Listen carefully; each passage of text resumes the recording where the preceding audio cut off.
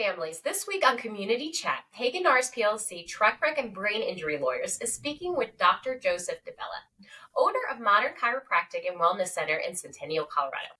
As you know, I represent catastrophically injured families who face an uncertain future, physical limitations, cognitive dysfunction, scheduled treatments, lost or diminished work, and restricted activity. In short, they have said goodbye to the life they know, and they are learning to cope with the future. The question is, how do they advocate for themselves, and how do they start to realize what the future is going to be like for themselves? Well, Dr. Dibella is one of those physicians that can be instrumental in treating injured family members and helping them with their recovery using chiropractic care, acupuncture, cupping therapy, laser therapy, and other modalities. We welcome Dr. Dibella to talk about his journey, what it's like to be a patient of Dr. Dibella's, and what families should know about after being in a motor vehicle wreck. And so we welcome Dr. Dibella. How are you doing? I'm doing well, Caitlin. Thank you so much for this opportunity. Well, I am so grateful to know you and know about the great work that you're doing. And you have a really great story of how you started this practice. So I'd love for you to just share with us, members of your community, how did Modern Chiropractic and Wellness Center come about? Well, I don't have this fantabulous story or this origin story that is really just unique. I graduated college with a pretty generic health sciences degree, and I wondered, how can I best utilize my skills to help people? And the ultimate goal was to just help people. And I had a grad school at Chiropractic College open up about 5 minutes from my house. And my father said, let's take a tour. Let's go see what they have to offer. And upon, completing the tour, I realized that chiropractic care is kind of the perfect marriage between not only intellectual pursuit, but essentially just utilizing your body, being physical. I don't sit at a desk all day. I'm up treating patients. I get to use my brain for almost, I treat the body like a giant puzzle. And so all day I'm just collecting and assimilating your puzzle pieces so that I know not only how to solve your puzzle, but what your puzzle potentially could look like if certain actions are taken. And I feel like that gives us an edge. And as far as just how I got into, let's say, the practice now, we graduated grad school and I met my partner and we essentially moved from Florida to Colorado in 2017. And we started the practice with not a lot of business know-how, just the right intentions and just with the idea that we were going to treat people to the best of our capacity. And with that said, we realized really quickly that, not a lot of people are getting the care they deserve. Not a lot of people are engaging with practitioners in a way that really allows them to shape their future. A lot of it's focused around pain, and that's great in the short term, but it doesn't do much when we're talking about long-term just effects of motor vehicle accidents or even just your standard slip and fall injury. Not a lot of people know how to curate the life they want to lead. And so we kind of hold people's hands and we hold them accountable, but we also give them the education and the knowledge in order to, further that understanding, but also further their progress. When I was 20 years old, I dislocated my shoulder playing football in college. And I had some of the top physicians in Florida look at me and they said, Joe, if you don't get surgery for your shoulder, you're never going to be able to bench again. You can pretty much kiss your lifting career goodbye. And I thought that was really interesting because one, how could they tell the future?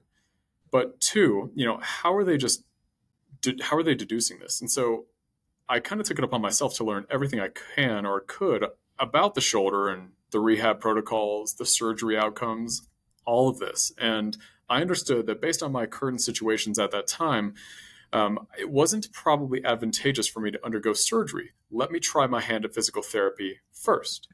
And it was through this kind of physical therapy journey that I had a great therapist in Florida, and he was just incredible. And he took the time to listen to me. Every time I walked into that place, he was asking me weird questions.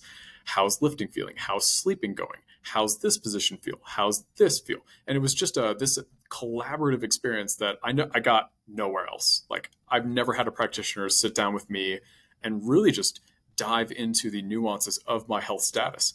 And I felt like I wanted to bring that to the table. I wanted to create a practice where people felt like they could talk to me, that I'm not in a rush, that I actually wanted to be there to spend time with them and to understand and learn about their puzzle. And so with that injury to my shoulder and just the trials and tribulations that I have gone through, I've done a lot for myself, and I continue to do so. And it's just this understanding that if we don't continue to work on our shortcomings, our weaknesses, our injuries, we are never going to improve the status of those conditions. And throughout that kind of, let's say, the work that I've put in, I've come to understand that when somebody incurs an injury, it just doesn't have a stop or a start and stop point. There is no definitive end date for something like a dislocated shoulder or a break in a joint or a TBI. There is just this continuity, the spectrum at which you experience symptoms on. And it's my job to alleviate those symptoms, but it's also my job to coach you and to help you understand what is the long-term implication of this? What does your landscape look like? What does the horizon look like in the near future? Because if you don't understand that, if you don't understand where you're going, how could you possibly understand what to do in the short term to bring you there? It's just like any other goal-setting, situation. Well, that's fantastic. And I know that when you started Modern Chiropractic and Wellness Center, you really wanted to be client focused, and you have created this facility that's very welcoming to clients. Can you tell us a little bit about what it's like to be a patient of yours? What's the experience that they have, and why should they come to you? And I know lots of people are driving pretty far to come visit you. And so Yes. what is it like to be your patient? I think what separates us from other practices is one, the ability to employ chiropractic care, acupuncture if necessary, but also blood chemistry analysis. And there's not a lot of places that kind of wrap all this up in a nice package. Not only do we have pain relieving therapies such as the class 4 laser to bring down inflammation, cupping therapy to break up some of those adhesions that form due to trauma, but we also kind of take you through this step-by-step process to not only hit the emotional component of an accident, which is very real, but also the physical side of that accident as well. So we have a lot of therapies in order to get you to where you need to go, but we utilize acupuncture and blood chemistry analysis to further shape your future, but also understand what things your body is reacting to. So if you have an injury or a motor vehicle accident that is pretty profound, you're going to have widespread inflammation. How do you know how what you're eating affects your body? Are we stacking inflammation on inflammation? And we can see this in real time through the blood chemistry analysis. So we understand how are the foods you're eating affecting your inflammation levels, which I think is key to not only understanding how fast you're going to heal, but how much inflammation is in your body, in relation to the accident. So that's a cool thing that we offer. In addition, when you first come into our practice, we spend time with you. Our first initial appointment is usually anywhere from 45 minutes to an hour. And this is necessary, not only to accumulate and process all of the pieces to your puzzle, but to get an idea of who you are as a person. If I don't spend time with you, how on earth can I possibly understand your puzzle? And as far as diagnosis goes, there's no way I can diagnose you with certain things without really getting into the nitty-gritty. Touching, poking, feeling, palpating, understanding what your movement patterns look like, checking your range of motion, checking your pain levels, seeing like how well your muscles function in certain positions. All of that takes time to flesh over. And as a practitioner who kind of prides himself on treating people how they deserve to be treated, I think it's necessary for practitioners to want to spend time with clients, especially clients who have been very much so injured by whatever they've gone through.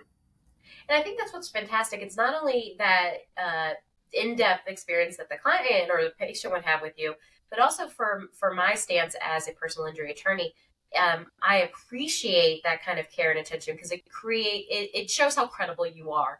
That first appointment and any diagnostic that you do give to them, that it's based in a lot of testing, a lot of consideration, and so it gives great credibility to the diagnostic and treatment that you then recommend. And for Yes. you, doctor, while we have you, I would hate to leave this without asking if you can provide some kind of training tidbit for the community members here. When they get in a wreck, sometimes it's something they never expected. They've Yes. never been in a wreck before, and they initially have an adrenaline rush, and it may be day 2 or 3 past the wreck happening, and they're starting to experience soreness and maybe concussive symptoms. And they naturally may think that at that point, something's off, something's wrong.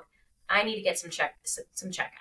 And so I wanted to just give some, information or some training tidbit to the community at large. When you're in a wreck, what should you be in the lookout for?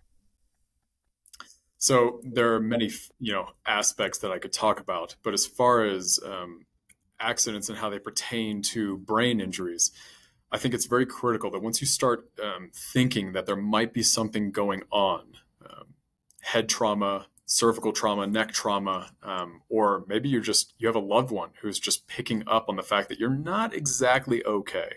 You're more tired than usual. Fatigue has set in. Your recall is just not where it should be normally.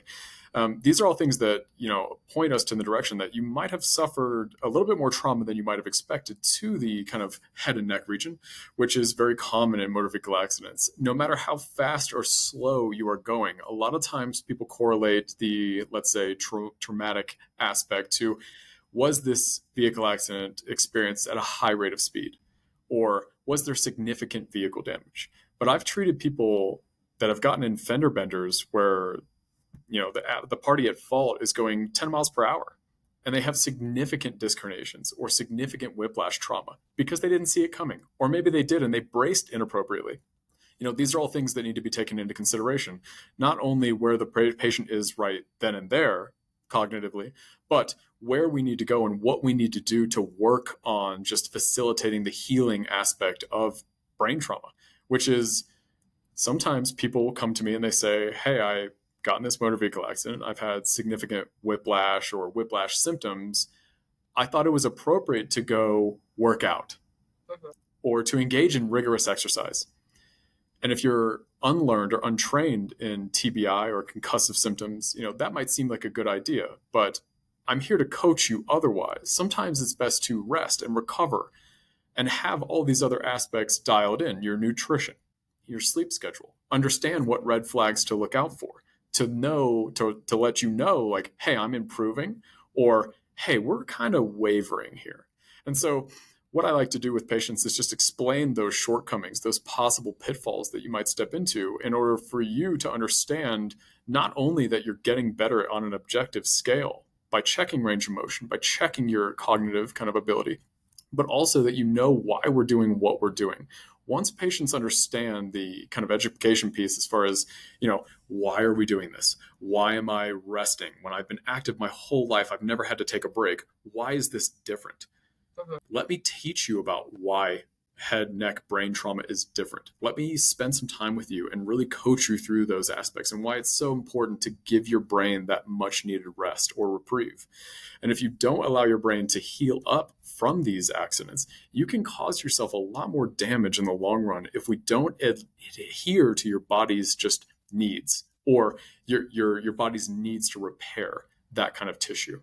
And so a lot of it is just listening to your body and brain, but also being involved with a practitioner that has dealt with this before, understands like the short term, but also is cognizant of the long-term aspect of this and is able to coach you through, hey, what does your nutrition look like? Are you eating cookies? Are we engaging in a behavior that promotes inflammation? Or are we engaging in behaviors that allow us to shed our plate or our body's inflammation status and bring that overall level of inflammation down so that your body can deal with the tissues that are most traumatized via the accident? So I would say as a training tidbit, listen to your body.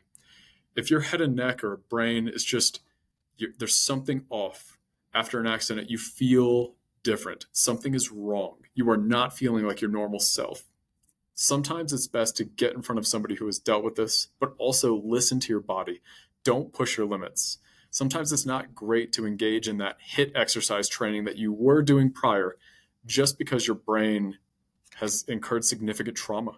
And that's very different than just muscle or soft tissue or bone trauma. This is a very different demon. And so it needs to be approached in a very different way. You cannot just work this out. You cannot just exercise this away. And a lot of times it takes a more nuanced approach. And I find a lot of patients just need help in understanding that it's okay to scale back. It's okay to take a nap, to rest, to let your body heal up from these things. Because if you don't, it becomes a long-term cyclical kind of injury that keeps rearing its ugly head at you throughout your life. And trauma stacks on trauma. So if we don't heal up from this one, and you would get in a slip and fall or another motor vehicle accident down the line, that trauma can become much worse. Absolutely. And I think that's fantastic tidbit. That, what makes you unique is that, unlike maybe some other chiropractic care out there, that you really, really are knowledgeable about concussive symptoms as well. And that makes you sometimes one of the first ones to spot possible concussive symptoms, and you're sending that patient out to success of seeing a neurologist or specialist when maybe no one even thought to tell them. So I think that's fantastic. I very much want anybody out there that thinks that they would be a great patient to have with Dr.